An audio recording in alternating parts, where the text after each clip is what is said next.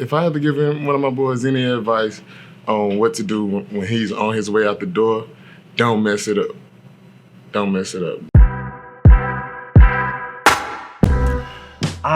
Best dates? I don't know if this is considered the best one, but one of my favorite dates that I've been on. Me and this girl were talking for a couple months, and we met up at Central Park at about 10:30.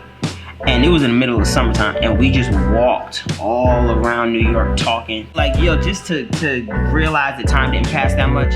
And then you look up and she's like, oh, the sun's coming out. I was like, yo, we've been outside this whole time. It was enjoyable. I had went to the Nickelodeon has a new amusement park in Jersey. I felt like going on this date was probably one of the best dates I've been on, just because it was fun.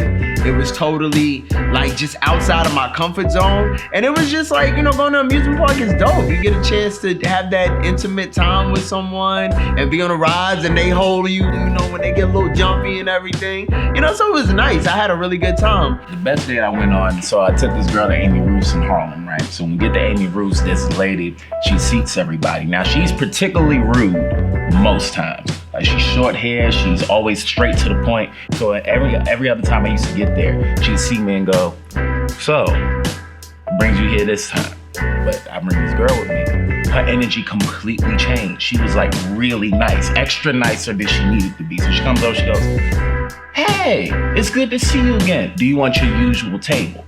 So the girl looks at me like, you got a usual table at Amy Roof's? And I'm playing it off, acting like I do. I never had a usual table. So we sit down, they bring me like just extra shit, and we're sitting there, we're talking. The service made the date better because they were treating me like I was somebody. It was just a good time. So that would be my best date, only for the most selfish of reasons.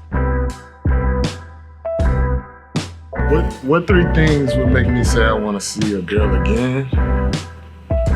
Good personality. If she fine, if I like the way she look, actually that might be number one. Because if you look good, you get a second chance, probably regardless, even if you messed up first time. I need ambition. Again, my whole thing is you can have aspirations of wanting to be the greatest yo-yo woman competition in the world. If you want to be the best, I'm there. I support you. I love it.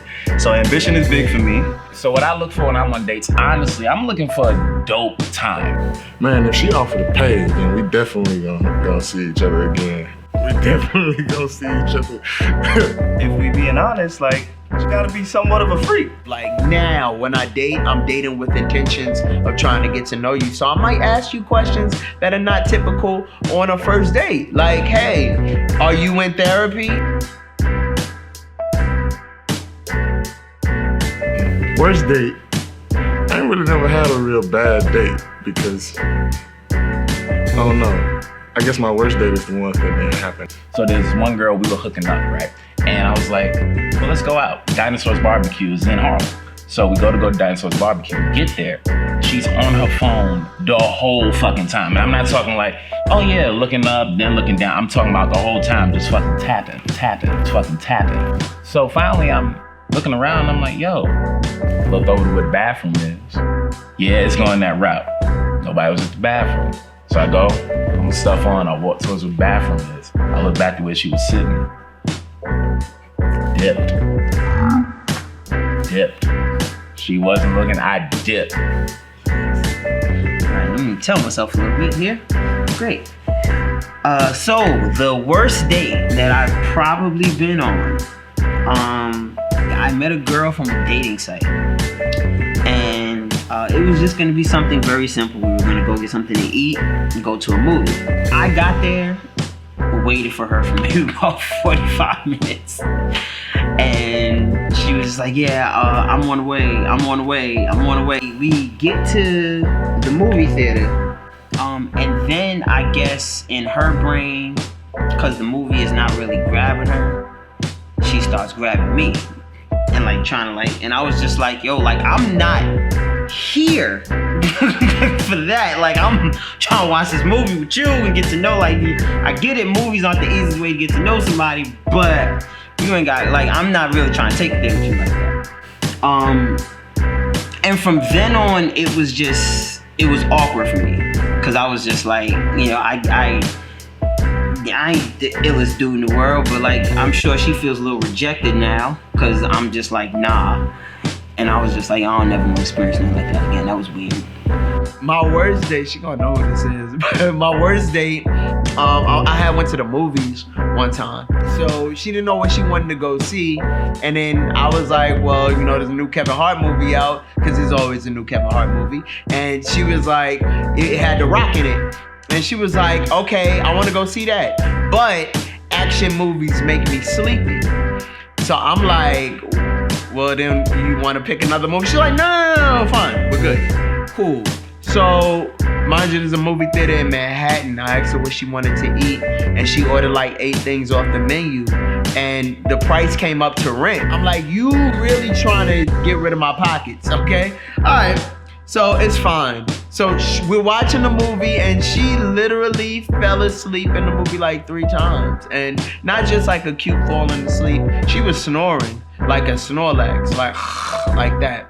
Luckily, it was only 7 people in the movie, but I just found it, I was like, we could have saw anything else and, you know, you wouldn't have fell asleep. But you chose this movie, I paid for it, and you fell asleep 3 times.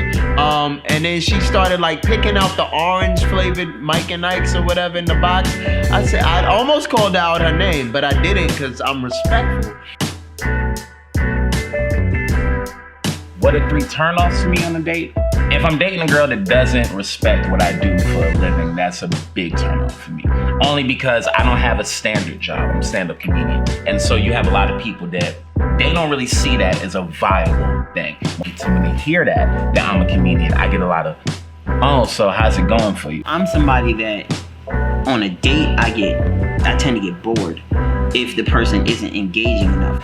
If you're rude to like wait staff and stuff like that, I don't like that. Because if you're rude to wait staff and people to make your food, how you gonna be to me? If she nervous and insecure, I hate that. Yeah, I could tell that. I can get that right off the bat. Also nails. I'm big on nails. Ladies, you have to have something. It could be a clear coat. Like, it could be long, it could be short. Just something. Please don't come out like you just finished biting your nails. Probably you can't be musty, right? And not mouth musty either. Like body musty, don't want it. Mouth musty, I don't want that either. So let's just try to wash our ass and brush our tongue. There is no reason for bad breath. You know, just, you know, talking, teeth all white, very nice, lipstick on point, and the tongue is as white as a Prussian. Yo, this is Corey, aka King Friday. I just gave this to y'all straight, no chaser.